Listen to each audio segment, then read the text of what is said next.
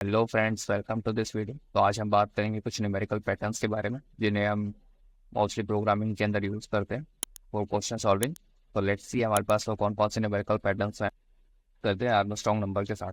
तो हमारे पास पहला नंबर है आर्मस्ट्रॉन्ग नंबर, जिसे हम आज थ्योरेटिकली समझेंगे। आज हम सारे नंबर्स को थ्योरेटिकल कॉन्सेप्ट में समझेंगे।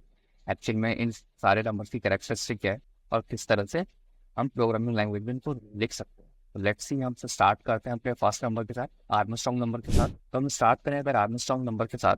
ये बहुत फेमस नंबर है actually. What is the term of Armstrong number? It means the number which is equal to the sum of its own digit. It means यानी कि अगर हमने वन वन वन लिख दिया तो इसका summation one plus one plus one, it means इसका summation is equals to this. लेकिन आगे हमें और भी कुछ लिखा है, each is raise to the power of its number of digit. यानी कि अगर यहाँ पर हमारे पास थ्री डिजिट दी गई है, राइट, अगर यहाँ पे थ्री डिजिट है तो इसकी जो पावर होगी, यानी कि उन डिजिट्स को अगर समीशन कर रहे हैं तो उनके पावर के साथ समीशन करना पड़ेगा। यानी कि then it should be equal to this number, then it is called as Armstrong number. तो हमने अभी यहाँ पे एग्जाम्पल लिया वन वन वन।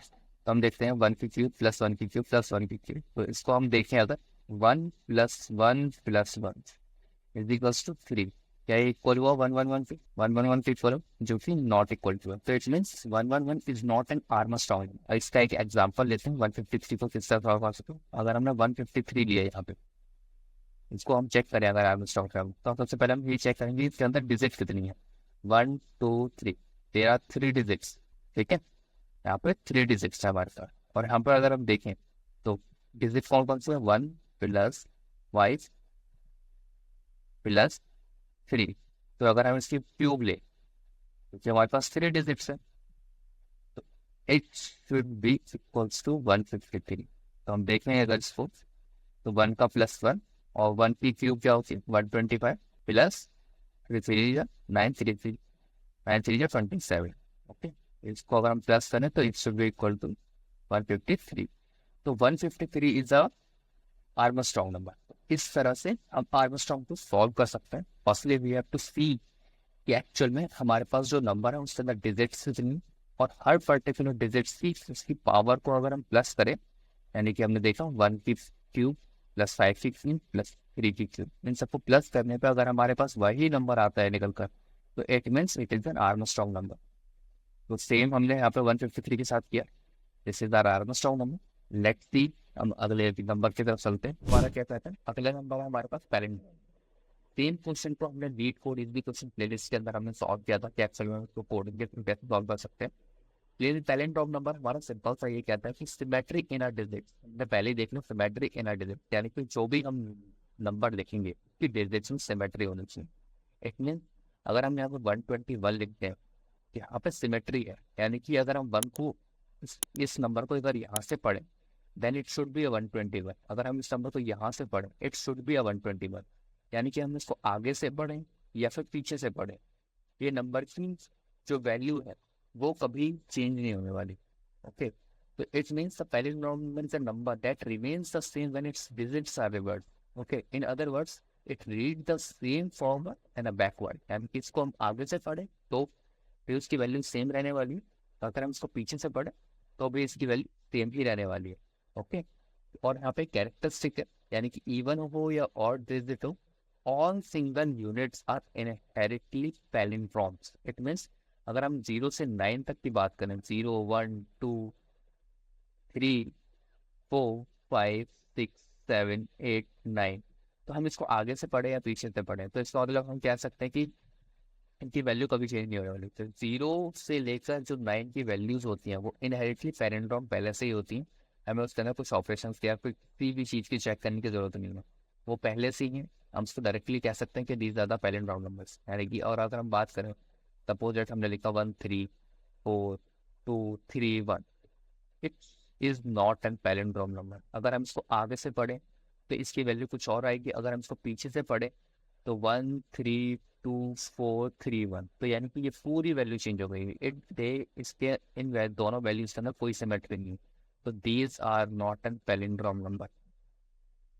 तो पैलिंड्रोम नंबर का सिंपल सा कॉन्सेप्ट है, it should have to be a symmetry in digits, right. This is the simple concept of palindrome, और हमने इसको ऑलरेडी सॉल्व कर किया हुआ है NeetCode easy question playlist के अंदर, वो वीडियो नंबर 2 है आई थिंक। तो वहाँ पे हमने पैलिंड्रोम नंबर को सॉल्व किया है, किस तरह से हम इसको कोडिंग के अंदर सॉल्व कर सकते हैं, किस तरह से हम इसको कोड के अंदर सॉल्व कर सकते हैं। और ये हमारे पास कुछ कॉमन पैलिंड्रोम नंबर्स हैं जिन्हें आप देख सकते हो, these are some of it. तो अगर हम बात करें, हमारा जो नेक्स्ट नंबर है वो है परफेक्ट नंबर। तो अगर हम परफेक्ट नंबर की बात करें तो कोई भी नंबर को परफेक्ट कब कहा जाए, तो perfect number is a positive integer. सबसे मस्त पॉइंट है, परफेक्ट नंबर कभी भी नेगेटिव नहीं हो सकता, it should always be a positive number. A perfect number is equal to the sum of its proper divisor, excluding itself. यानी कि अगर हम कोई नंबर लें, अगर उसके कुछ डिविजर्स को निकालें और उसके divisors sum of its proper divisor, यानी कि उसके कुछ जो जितने भी डिविजर होने वाले हैं, यानी कि डिविजर मतलब वो नंबर्स जो उसे डिवाइड करते हो, उनका summation is always equals to that number and it is called a perfect number. Suppose यहाँ पर हम एक एग्जांपल लेते हैं, हमने यहाँ पे 2 एग्जांपल लिए हुए हैं, 6 का एग्जांपल लिया, एक 28 का एग्जांपल लिया, तो इन दोनों को थोड़ा एक बार चेक करते हैं। तो हमारे पास लेट्स सी हमारे पास एक 6 है, ठीक है। यहाँ पे साफ साफ एक लाइन बोलते हैं एक्सक्लूडिंग इटसेल्फ, यानी कि हमें सबसे पहले ये देखना है कि एक्चुअल में 6 को हम कितने नंबर से डिवाइड कर सकते हैं। हमारा सबसे यूनिवर्सल नंबर होता है 1, जिससे हम किसी से भी डिवाइड कर सकते हैं, 1 हमारा हो गया। अगला हमें कौन सा नंबर है जिससे हम 6 को डिवाइड कर सकते हैं, 2, and another is 3। So these are the 3 divisors of particular 6 number, okay. तो अगर हम इन तीनों नंबर्स का समीशन लेते हैं, अगर वो इक्वल आता है 6 के, it should be a perfect number, okay. 3 + 2 = 5 + 1 = 6, it come as 6, और हमने 6 का ही निकाला था, तो 6 इज अ परफेक्ट नंबर।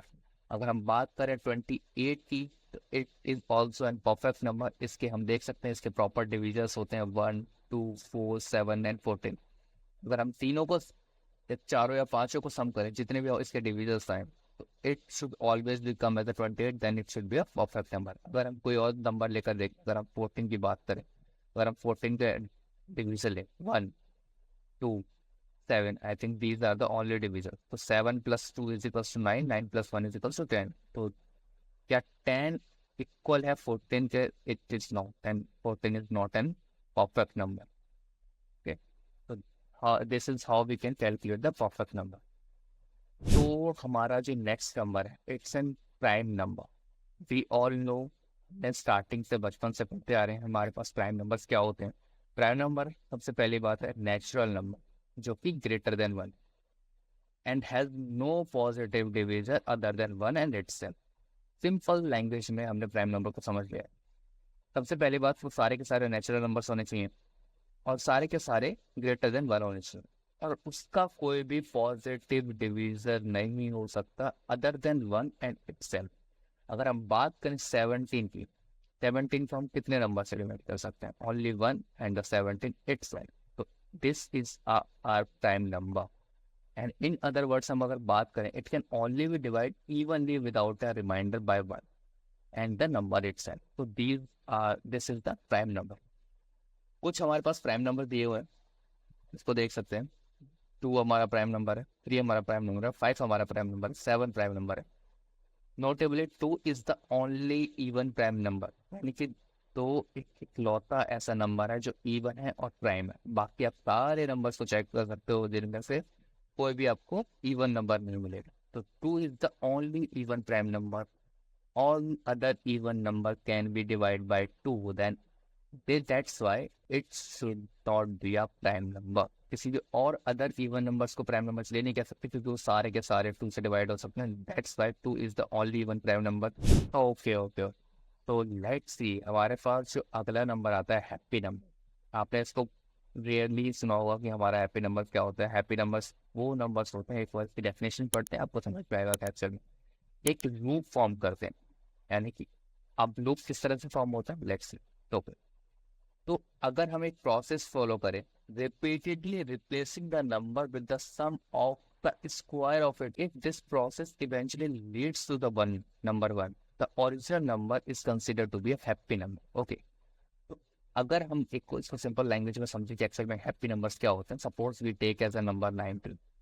अगर हम इसकी सम इसकी डिजिट्स का समीशन करें विद स्क्वायर। ओके, हम 1 का स्क्वायर करते हैं, हम 9 का स्क्वायर करते हैं, इट शुड बिकम एज 1 का 1 प्लस 9 9 से 18। ओके, तो हम इसको प्लस 82 अब जो इसका होगा इसको आगे रिपीट करेंगे, 8 का स्क्वायर प्लस 2 का स्क्वायर। ओके, अगर हम इसको देखें तो 64 प्लस 4, ओके 70 हो गया, राइट। तो 70 का फिर से स्क्वायर, 7 का स्क्वायर प्लस 0 का स्क्वायर, तो 0 का स्क्वायर इज इक्वल्स टू 0, 7 7 जा, okay so okay okay my bad, it should be coming as 68, sorry, okay 68। तो अगर अगेन क्या होगा, 6 का स्क्वायर होगा, फिर 8 का स्क्वायर होगा यहाँ पर, एंड देन उसके बाद क्या होगा, यहाँ पे 100 आएगा। सेम एज इट इज ये प्रोसेस चलता रहेगा। अगर हमारे पास एट द एंड 1 आ जाता है then it should be consider as a happy number, क्योंकि हमने इसका लूप ब्रेक किया है। अगर लूप किस तरह से फॉर्म होता है, लेट्स सी, हम 4 को लेते हैं, 4 को कंसिडर करते हैं, 4 का स्क्वायर 16, 16 के अंदर 1 लिया हमने, का स्क्वायर किया, 6 का स्क्वायर किया, दोनों का 1 प्लस 36 इक्वल टू 17, फिर 3 का स्क्वायर लिया, फिर 7 का स्क्वायर लिया, एज इट इज ये चलता चले जाएगा यहाँ तक। और आप देखोगे लास्ट में 2 आया, फिर 0 आया, फिर 2 को हमने स्क्वायर लिया, फिर 0 का स्क्वायर, 2 का स्क्वायर पे आया 4 से, फिर यही प्रोसेस दोबारा यहाँ से शुरू होकर यहाँ पे पहुंच जाएगा, यानी कि ये लूप ब्रेक नहीं होगा। It is not a happy number, क्योंकि यहाँ पर एक लूप फॉर्म हो रहा है। और यहाँ पर आप देख सकते हो ये लास्ट में 1 पे पहुंच गया, तो 1 का स्क्वायर 1 ही होने वाला है, तो it breaks the loop of that number. तो इसका मतलब this is the happy number and this is the not happy number, या फिर अनहैप्पी नंबर, जो भी बोल सकते हैं हम इस चीज को। तो जो हमारा नेक्स्ट नंबर है, fits and Fibonacci series, this is a very very very famous in the programming language, how we can solve the Fibonacci series. Mostly interviews question में पूछ लिया जाता है कि फिबोनाची सीरीज को हम किस तरह से सॉल्व कर सकते हैं। तो फिबोनाची सीरीज इज सिंपल। हमने सबसे पहले हमें कुछ चीजें डिफाइन करनी होती है कि हमारे पास जो पहला नंबर होने वाला है it's always a zero, and जिसके बाद F1 होता है हमारे पास, इट्स ऑलवेज अ 1। तो जो अगला नंबर हमारे पास आने वाला है it should always be the sum of the previous two number. तो it means this is the formula of the solving the Fibonacci series. अगर हमें F2 को निकालना है तो हमें क्या करना पड़ेगा, F should be 2 minus 1 plus F2 minus 2, ओके, और F2 minus 1 is equals to F1 and plus F0। Okay, तो 0 हमने पहले ही बताया था, 1 प्लस 0 इज इक्वल्स टू 1, तो F2 हमारा भी 1 ही होने वाला है। ओके, तो जो अगला नंबर होगा वो इन दोनों का समीशन होगा 3, अगला जो नंबर होगा इन दोनों का समीशन होगा, एक सेकेंड, 1 एंड 1 2 होता है, सॉरी माय बैड, 1 और 2 प्लस 3, ओके, इन दोनों का समीशन 5 7, 7 नहीं होगा, 8 होगा, 8 प्लस 5 13, 13 प्लस 8 21।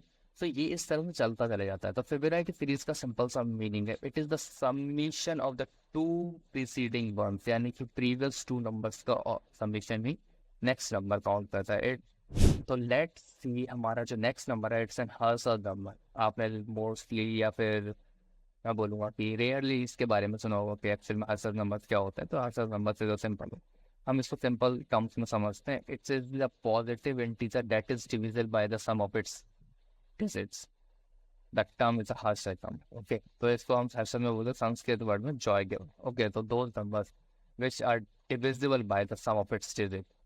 कि अगर हम 18 की बात करें तो 18 को लेकर चलते हैं, इसकी पहली डिजिट है हमारे पास 1 एंड 8, तो अगर हम इस दोनों को प्लस करें कम एज 9, तो 9 is divisible by 18, yes of course it is divisible by 18, then 18 is the हर्ट्ज नंबर।